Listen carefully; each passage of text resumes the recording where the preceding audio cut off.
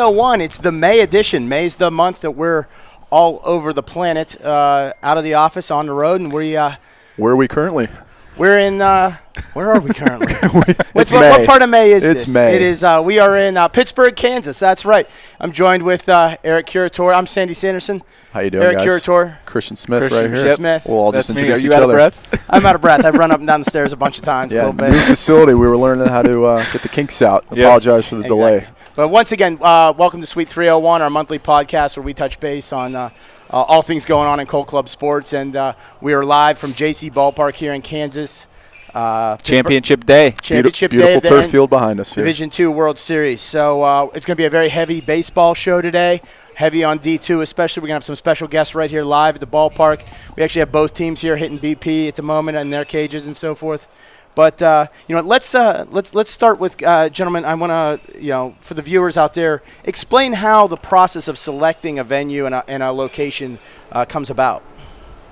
Go ahead, take it. Well, specifically with Pittsburgh, Kansas, where we are right now, and it goes for any ballpark we select. We kind of go through this process of, first doing a site visit. Well, first getting proposals from several different cities, and then we kind of weed out the ones that we know will not work for us, and ones that we feel that could be a great location. We'll do a site visit, as Sandy and I did in 2014, February of 2014. We came out to Pittsburgh, Kansas, took a look at the field. Got a feel for the city, the hotels, those kinds of things that are essential to running an event. And I think, after some back and forth, we were finally able to get the contract put together and signed, sealed, and delivered. And what we're trying to find is kind of a, with any city that we go to, a place that, is going to be, first of all, have a great facility. Great venue. A great venue. Great hotels, great nightlife. Financially, is it gonna work? It costs money to put on events like these. So, financially, is it feasible for us as a league to to put on the event? And whenever all those parts kind of combined, come together. That's usually when we find a venue, and that's what happened with Pittsburgh, Kansas. Yeah, absolutely. We got very fortunate. I know B.J. Harris with the Crawford County Convention Visitors Bureau in the city of Pittsburgh. They were very interested in us. They reached out to you guys, and then when I came on board as a D2 guy, kind of just picked up where you guys left off and closed it up. We were very excited with the got a great turf field behind us. For those that have been following, we've had some rain periodically. Did I say that right? Yeah. Periodically. Sporadically. And, it's been great. We haven't had more than, I think, a 20-minute delay on day two. And then that night it absolutely poured, but we were back here as scheduled the next day. Yep. The city's been great. We've got great sponsors on board. Chatter's, House of Wings. We've actually eaten there how many times? Like 15. Maybe, probably. They give great deals to our teams on the VIP card, along with the city of Pittsburgh sponsored us. Great golf course right across the street here for mini golf, along with the 18 holes. Don't forget McCarthy's. Yep. And last but not least, McCarthy's Pub, which you probably saw a picture of us at the other day on Twitter. We had a good time there. Great drink specials, great food specials. City's been great to go work with, and we're excited to be here. Yep, and I think one of the things like a lot of parents and players and even team presidents don't realize, there's so much that goes into the process of gathering the bids and weeding out, what places will work for us, and schedule, availability. So many venues come to us and want to host this, but they don't have a field available the exact dates we need it. And we need exclusive use. And we have exclusive use. We have specific dates. I mean, those things knock a lot of people out of contention for consideration as well. Plus, we have to be wanted. And that's what's nice about Pittsburgh is it's obvious that they want us here. Yes. There's lots of places that they don't care about our event. An event of this size is not important to the city of Dallas or New York City. To them, they don't care. Yep. They don't want to be bothered with it. So, finding those smaller towns that embrace this kind of sporting event, and I think you guys did a great job in the whole process and in the selection of JC Ballpark in Pittsburgh, Kansas. It's certainly been a tremendous tournament so far. And that's just off the field. Let's talk a little bit more about what's happened this week on the field. We've certainly had some major drama, exciting moments here. And Eric, why don't you take us through the board? Take us through the board. I can't remember off the top of my head how many walk-offs we've had, if either of you guys know by any chance. Three. Penn We've had State's some got great 2 of games. Yep, Penn State, and we'll talk about them. You'll actually meet them in a little bit. They'll be coming on set to talk about the national championship tonight. Real quick, we'll just go game by game. Game 1, Penn State-Moorhead was the 4-5 matchup. Penn State won 5-4. Great game. I believe that was a walk-off, as you were alluding to earlier. That was a walk-off in extra innings where Penn State came back in the bottom of the 7th. Correct. To tie it. It was a great way to kick off the tournament. I mean, Moorhead ground ball away. Yeah. They had the lead, 2 outs, ground ball to second base, got kicked around, and opened the door for Penn State. Exactly. Game 2 was the 3-seed Brockport against VCU, the 6-seed, and VCU with the upset. They were at large out of District 3, which was a nice story. So they come here ready to play and take down the 3-seed as an upset. And Brockport kicked the ball around early in that game. Yeah, I believe really it was a put themselves in a hole in the first inning, and they just could not recover for it. Exactly. It was a backbreaker right at the beginning. Game 3, your number 2 seed EKU, Eastern Kentucky, versus St. Louis, the 7 seed, and that was another fantastic game. Won by Eastern Kentucky 4-3, who you'll also meet later. They will be participating in the national championship game later tonight. Game 4 was the night game, the 1 seed UNC Wilmington and Colorado Mines, which they were an 8 seed, but they were impressive. Oh, yeah. They had pitching. I think they by far have the best hitting stats. Me and Gary were looking at the point streak, and they could those definitely kids hit the ball. raked, and they had some good pitchers too. Great coaching staff. They were very well put together, and we were impressed. But UNC Wilmington came out on top 3-1, and that was day 1 in the books, 4 games, which seems like an eternity ago. Yep. And Game 5 was the first elimination game. St. Louis was taking on Brockport. St. Louis came out 9-1. Also a very impressive team. Game 6, Colorado Mines took down Moorhead 10-5. As we were saying earlier, Mines was very impressive. A lot of us had a lot of high expectations for Moorhead. They've been here many times, and we've seen them in spring training. They obviously have a great team. It's just, that's baseball sometimes. And I think one of the things with Mines was, they've got a lot of depth on that team. Yep, a lot of guys. Big roster, a lot of depth, a lot of arms. They hit the ball, and they play very good defense. Very, very good team. And wasn't surprised to see him make it pretty far in this tournament. Exactly. In Game 7, EKU up in the winners bracket defeated VCU 3-2, which might have been a walk-off. I can't remember off the top of my head. It was a great game no matter what. Quick one-run game. EKU took down VCU in Game 7. Game 8, Wilmington fell to Penn State 14-6, and it was really the only game of this tournament that was really not as close, if you will. It wasn't really as exciting to the end. Penn State just kind of crushed the ball. Yeah, they were crushing the ball, and they were in control the entire game. So, Game 9, Mines defeated Wilmington in an elimination game, which was another great game, another one-run game in the tournament, which is pretty much the theme moving forward here. Game 10, St. Louis took down VCU 10-5 to eliminate VCU. And shout out to VCU, just, they showed up with 13 guys, I believe, maybe 12 guys. A lot of us weren't really expecting a whole lot from them, but as we were saying before, at large bid, I believe they went undefeated in their district playoff. Didn't really know what to expect up here, but, they played some great baseball, and they threw the ball well. Teddy, their president, threw a great game, and I'm sure we'll be seeing them in the future again. Game 11, which was yesterday, EKU, took down Colorado Mines 6-5 to put EKU in the national title game. Talk about that one. That was a fantastic game. Tremendous ball game. Probably the game of the tournament, in my eyes. Just to recap, correct me if I'm wrong. There's 4 home runs. 4 home runs. And then, what was it, the tying home run in the 7th? Yeah. Well, EKU hit a 2-run shot or 3-run shot to go up 3-1. And then EKU had a 3-1, 4-1 lead going into the top of the 7th. Correct. And Mine stormed back. Mine stormed back and hit Jacob Cooper hit a shot to right field to give them a lead. 5-4. 5-4 lead, and taking that into the bottom of the 7th. Exactly. And Solo shot to right field for EKU, ties it up, sends it to extras. A lot of more drama there, and then we walked away with the first pitch in the bottom of the 9th by name is escaping me too, but I know we're going to be Ben, maybe No, Not it's sure. Veely. It starts with a V. Kevin Veely? I don't know. Either way, Kevin Veely. Yes, Kevin yeah, Veely we will be walks meeting. off. I know he'll be coming on set here to talk about his moment, which was one of the best of the tournament thus far. So Best of the NCBA. I've never seen a World Series game end on a walk-off home run here. really, 15 years. We had a seen it. couple Brandon King, yeah, from Akron 2 years ago, walk-off, or home last run. year. Yep. So that put EKU in tonight's national championship game, 7 o'clock. And then Penn State took down St. Louis 9-8 on another tremendous game. I believe Penn State scored 6 In the bottom of the seventh. Bottom yeah. of the seventh. Yeah. I mean, it was a game that we had it written off. We were going to have to play the if necessary game. And it just, they strung together, I think, 5 hits in a row to start the inning off. Then Tie game, they bases got a loaded. strikeout. They got a strikeout. Tie game. Bases loaded, 2 out. 0-2. 0-2 pitch, Curveball must lefty have on slipped. lefty.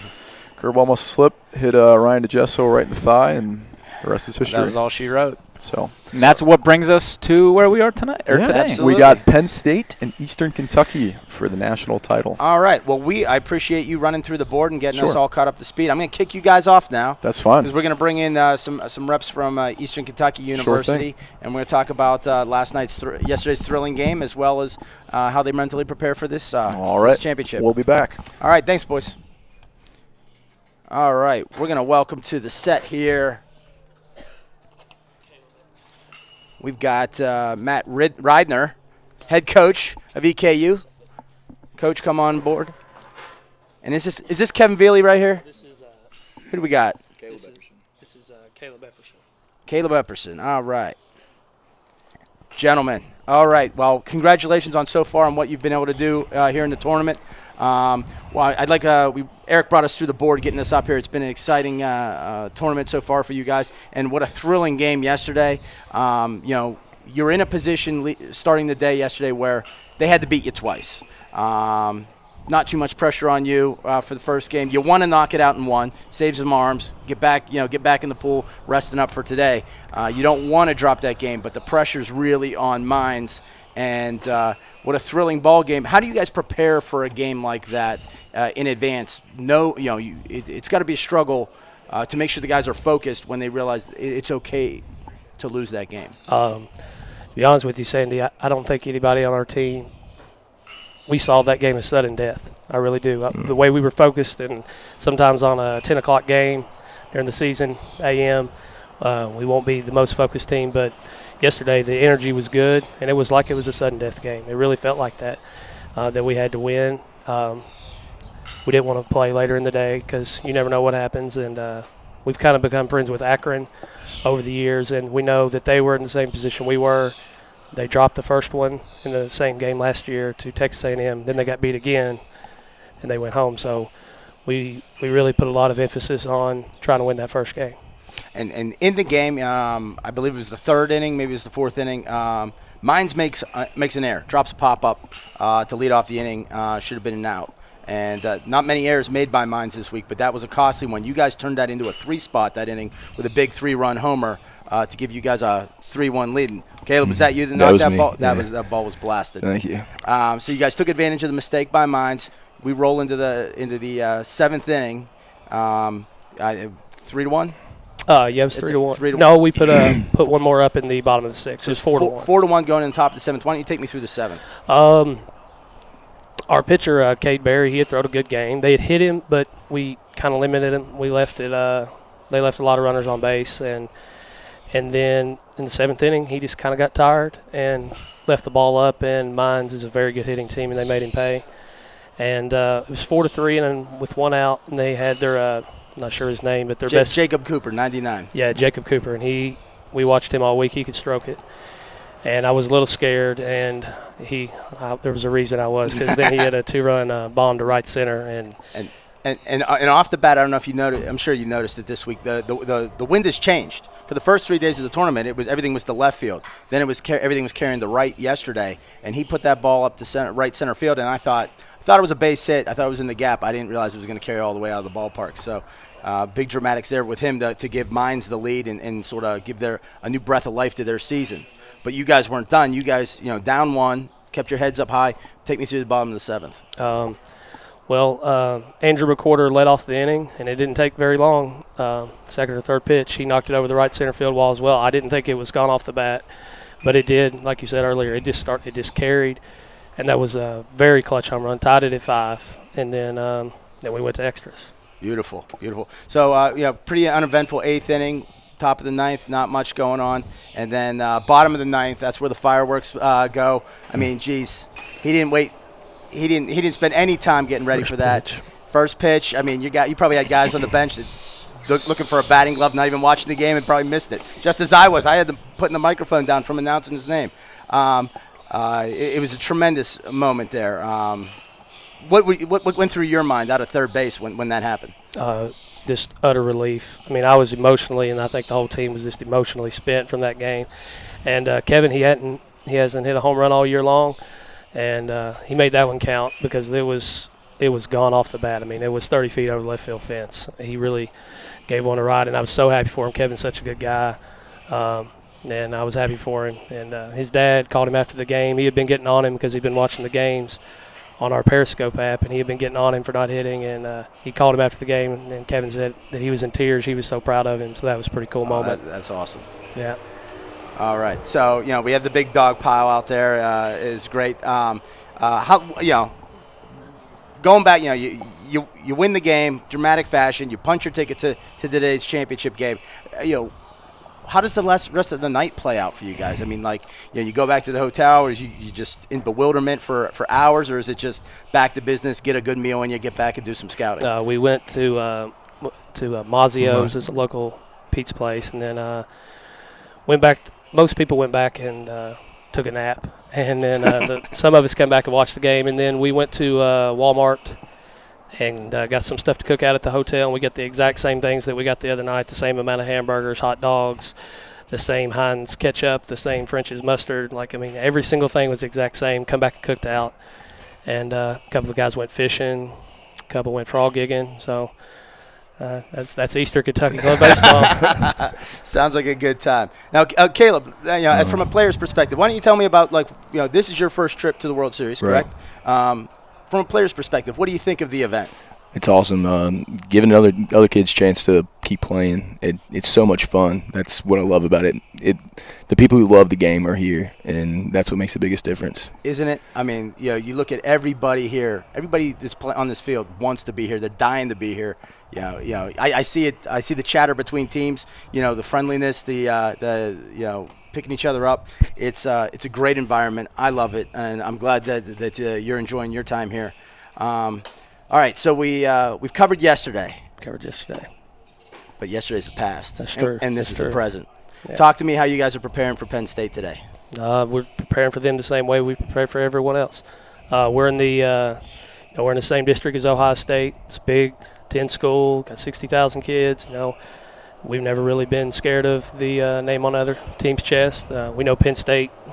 Looked up. They've been here 7 straight times. I think. Did you go to Penn State? I did. You did. I okay. did. Long time ago. All right. Yeah. But they pretty much invented club baseball. I mean, and yourself, and we've been around for 3 years, but we're ready to go. You're making the most of your opportunities. Now, have you decided who you're going to start on the hill today? Yeah, little brother's going to throw for us, Dusty. Dusty. He's 9-1 on the season. Got a under 1 ERA. He game one starter, right? Yeah, he was game 1 starter. He won the game the other night, and moment's never been too big for him. Region games in high school, so he doesn't get rattled under pressure. He's better than me. I get nervous. I tell you that. Now, any other changes to the lineup tonight, or is it going to be? We're rolling pretty much with what we've rolled with the whole time. The last probably 2 months of the season, we haven't changed hardly anything. The outfield has been the exact same, the same order. We kept winning. Why change it? So all right, it's Coach. pretty much the same thing. Well, now I'm going to put you on the spot. Go High ahead. pressure questions, right? Shoot. Your team's over there watching you. Yeah. Who do you need a big game from to win the national championship today? This guy sitting right here beside me wouldn't hurt. He drives the runs in. But I think our game changer is Nick Walterman. He's our leadoff hitter. He can steal bags. He gets on, and he really changes the game on the base paths. He can if he just walks, he can get the third, and he did it yesterday just like that. And get him in scoring position and let the guys behind him knock him in. All right, another tough question for you. Okay. Who do you need to step up today that has not performed to their highest level so far in this tournament? Matt Tykosh. Yeah, Matt Tykosh. Yeah, Matt. He's our second baseman. Defensively, he's been very good. We could use him getting on base a couple more times to get. He bats the 9 hole, so get him on base for the guys at the top order and knock him around. And he's very capable of doing it. He's done it before, and his dad's here. He's been working with him in the cage, so he's. But he'll be ready for tonight. He's big time. All right, sounds good. All right, do you have any other final words you maybe want to send out to some fans sitting at home? Or guys, I just would like to thank you for watching us online on our Periscope app. I know a lot of you have. 528 of you did yesterday. And all the money that you guys gave us to get here, we're so blessed. We really are. And guys, I know you're sitting here, but, I mean, just thank you for this tournament. I mean, it's if you're not here, you can't realize how first class everything is, from the field to, like, everything's on time. You got a dugout attendant reporting changes. It's just – it gives the big game experience, and you guys have done a wonderful job of doing that. And it's just been about one of the best weeks of my life for sure. Excellent. Thank you very much, and I'm glad to hear that's our goal is to, like you said – I was a club guy, it was 15, 16, 17 years ago, but I was a club guy. And, I wanted that experience. I wanted to hear some music played when I walked to the plate. Back then, we didn't have that. We were kicking around in a sandbox. Just maybe we had a fence to hit it over. Yeah. So we're glad to hear that, you think we're doing a good job, because that's what we're trying to do. We want to make this basically the best baseball moments of your lives. And somebody's going to host that trophy and have a memento to remember it for the rest of their lives. Yes, sir. Yes, sir. All right, gentlemen, thank you so much for joining us today. I appreciate it. Thank you. Best of luck in your preparations for this evening. All right. That was Caleb Epperson and Matt Radner of EKU joining us here on Suite 301. We're going to be joined by Penn State here shortly. Who we got over here? All right, step on up. How you doing? Yeah, just grab your headsets there. All right, who we got here? We got Josh. Josh, help me with your last name again. Jaskoviak. That's right. And also, who else we got here? Ryan DeGesso. Ryan DeGesso, that's right. Ryan DeGesso. All right, first baseman Ryan DeGesso. Ryan, first of all, this is a personal question for me. What's your title? Are you like vice president of D2 or something, or are you just all over the place? Because I know, as a Penn State alum, I get emails from you asking for money. So, what is your role with the D2 team away from being the three-hitter and first baseman? Well, president of the club, the D2 club, not the club overall, but help set up the series and kind of do all the logistical stuff that we need for travel. And, I mean, pretty much everything that, is kind of needed for like a GM type position, I guess. Excellent.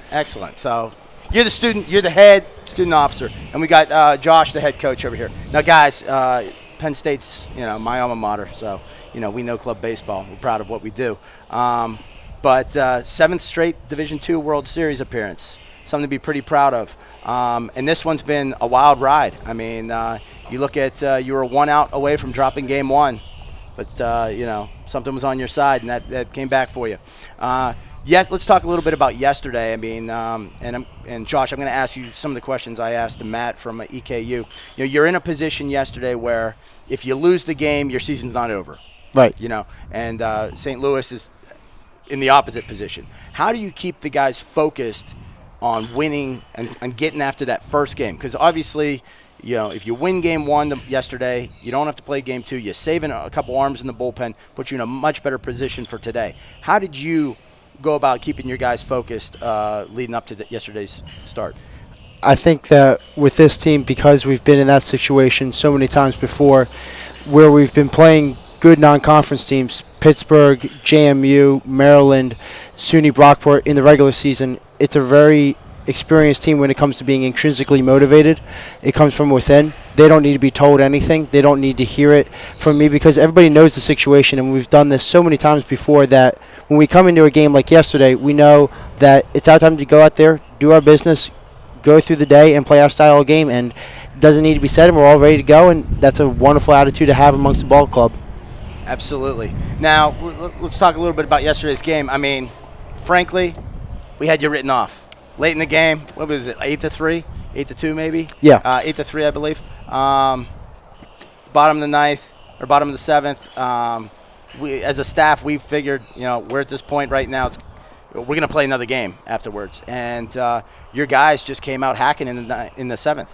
I think it was 4 or 5 straight singles, right, to start, and it's just, you could just see the momentum building. One leadoff guy gets on, first and third, run in, first and second.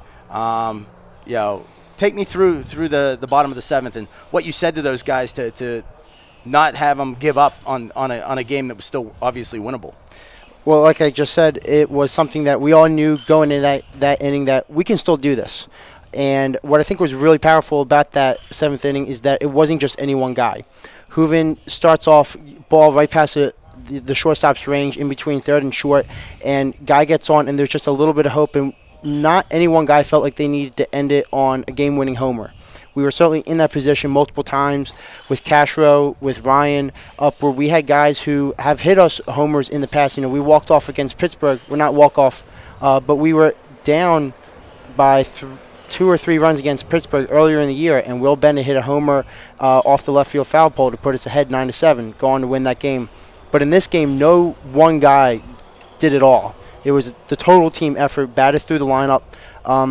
So I think in terms of stuff that needed to be said, nothing really needed to be said other than we knew that we've been there before, and we knew that we could go out there and do it again. So everybody was just really excited for the opportunity, and we just went after it. Outstanding. I like that next guy up attitude. And you're right. It really was. EKU won their game on a one man's heroics. Yeah. In the bottom of the ninth, and you literally had a full team of heroics there in the bottom of the seventh for you guys. Yeah. As it ended with the improbable situation that it did, you're up with bases loaded, 2 outs, bottom of the seventh, tie game. Take me through your at bat. Well, lefties are obviously tough for me being a lefty, and you don't see a lot of them in club ball. And I kind of had a feeling I was going to get some junk. I had heard a scouting report from someone who went to his high school that he threw a lot of good off-speed pitches and that he was a very good pitcher, and we saw that in Game 1. He started me off with a very good curveball, very good slider next pitch, and I kind of had a feeling I was going to get another slider, a curveball or something, so I was just kind of trying to either foul something off or poke it out in the left field. And then when I saw the ball coming at me, for the first time in my life, I didn't get out of the way of a ball coming at me, and I just took it. So a little bruise on the leg is going to be worth it for the victory for the Nittany Lions. For those of you at home that maybe aren't aware, the game ended with this monstrous comeback by Penn State down 5 runs in the bottom of the seventh, and it ended with a walk-off hit by pitch of Ryan DeGesso here. And Ryan, there's much more to Ryan's game than just getting hit by a pitch. He's got a great smooth swing from the left side, and he's hit a number of base hits here this tournament. So the guys excited. Another second walk-off win for you guys. Yep. So how did you all of a sudden 15 minutes before that moment, everybody in the ballpark assumed there was a second game going on. Everything switches. Now, how did you guys approach the evening? Once you realized, what, our night is over, we are in the championship. How do you, get off the adrenaline rush of the walk-off and really start focusing on EKU? We went to Applebee's. Applebee's? Yep. 2 for 1s? 2 for 1s. 2 for 20 becomes 2 for 1s real fast. Just was able to step back from the win, take it all in, soak it all in, and look for the next day. And we're pumped to be here. We're ready to go. And Josh, I know you've been around the ballpark a lot this weekend. I'm probably guessing you haven't missed a pitch of any game here so far, or pretty close to it because you've been doing so much scouting. So I imagine you have a really good feel of what EKU's got. How are you guys preparing for them for today? We're just staying within ourselves. I think when you approach games, it's really easy as an individual to think beyond yourself and to try to, again, talking about what we did yesterday, you want to try and put all the weight on your shoulders. And we're just, at this point, trying to do what we did all year, stay within yourself. We know that they're a very good team. They've been in a lot of really good situations. They've come back late in games. They're a hard hard-playing, good-playing team, much like ourselves. So it's a wonderful opportunity for us. So we're all focused for that. We're approaching this with the same mentality that we have approached the entire season, and we're just ready to go. Excellent, excellent. Have you decided on your end who you're going to start on the hill yet today? We have. Are you going to announce that? No. Okay, keeping that close to the vest. All right, not a problem. Well, I'm going to ask you some tough questions, Coach. All right. Because this is what we're about here. We want the truth. We've got listeners and viewers at home. They want to know the inside of Penn State Club baseball. All right. All right. Who on your team do you need to have a great day to win a national championship? I think next guy up. Next guy up. Next guy up needs to have a great day. It's not going to be any one guy. We've had weekends where Shea Ferguson had a great weekend. Next weekend it was Hooven who came out and had a great weekend at JMU. Ryan's come out, and I think there's a ball that went out towards the highway at JMU that still hasn't landed yet. Pitt, it was Will Bennett at the end of it. It was Ben with a great pitching performance against SUNY Brockport. All throughout the year, Brian Chesky, a freshman, coming in against St. Joe's and getting the job done there from a pitching standpoint. Castro hitting a grand slam in, I believe it was the fifth or the sixth to win that game, put us ahead at that point, 11-10. So it's always going to be the next guy up. It's not any one guy. Okay. All right. Well, we're getting the old Penn State Joe Paterno two-step out of him from a coaching perspective. We're going to give you one more shot and see if we can get some information out of you. All righty. All right. Who on your team participating in this tournament has not yet performed up to their full capabilities, and you need them to get their game back on track? Now, that's a good question. I'm going to say, the future remains to be seen. I think we still haven't played our best ball as a team. So I'm going to say that we still have the capability to perform above the bar that we've set for ourselves. We've been continually setting the bar higher throughout this tournament, continually setting the bar higher throughout regionals. So I don't know who's been underperforming because I don't know who can perform better, but somebody's going to prove me wrong otherwise tonight. So I'm looking forward to it. I'm not a betting man, so I'm not going to bet on any member of the roster. And they're all going to come out and see what they can do tonight, and somebody's going to surprise you. It's going to be a good game. All right. He's talking, but he's not saying anything.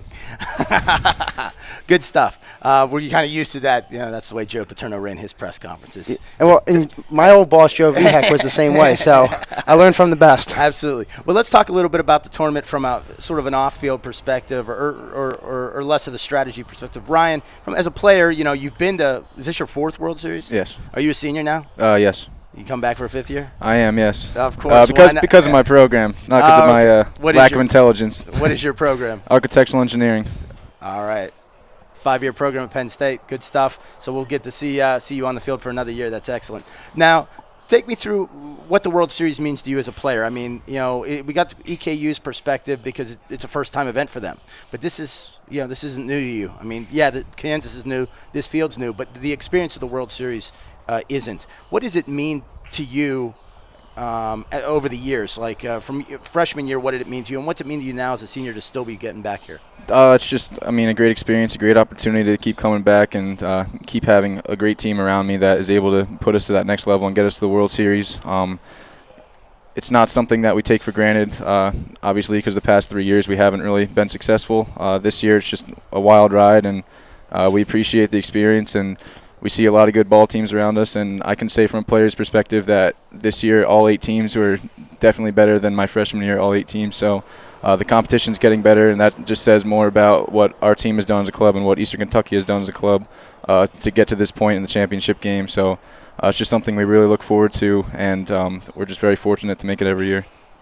What would it mean? You touched on that you've been to this World Series 3 times. Penn State has won this tournament, but that was before you got on with the program, correct? Correct. That was 2011, I believe, is when the D2 won the national title.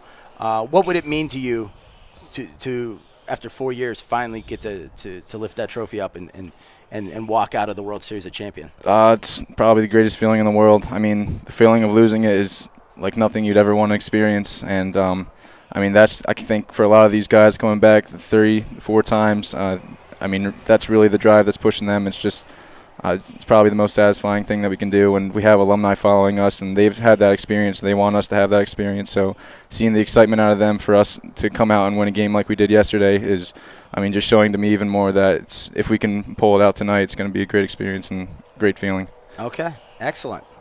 Well, we're gonna send you guys off. We appreciate you team joining us on the show. Joined by Josh Jacoviak.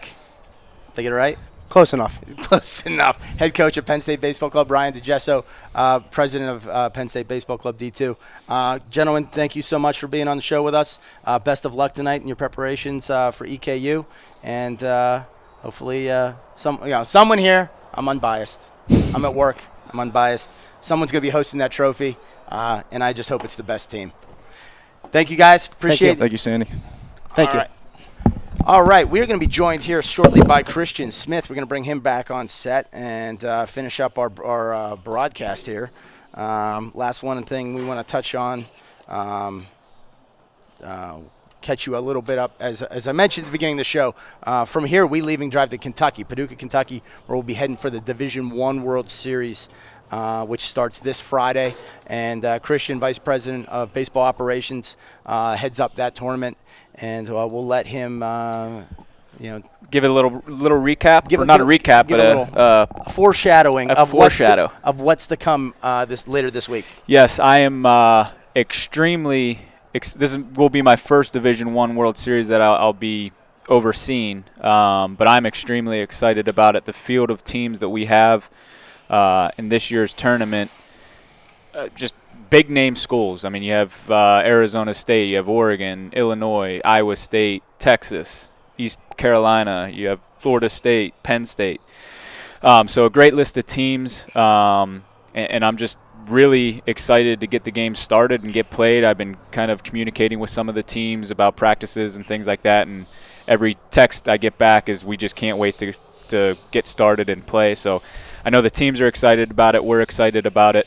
And it should just be an absolutely great event. We're in Paducah, Kentucky, where we have held the previous 2 Division II World Series. So we're familiar with the ballpark. It's a great field, a great playing surface, a nice little venue.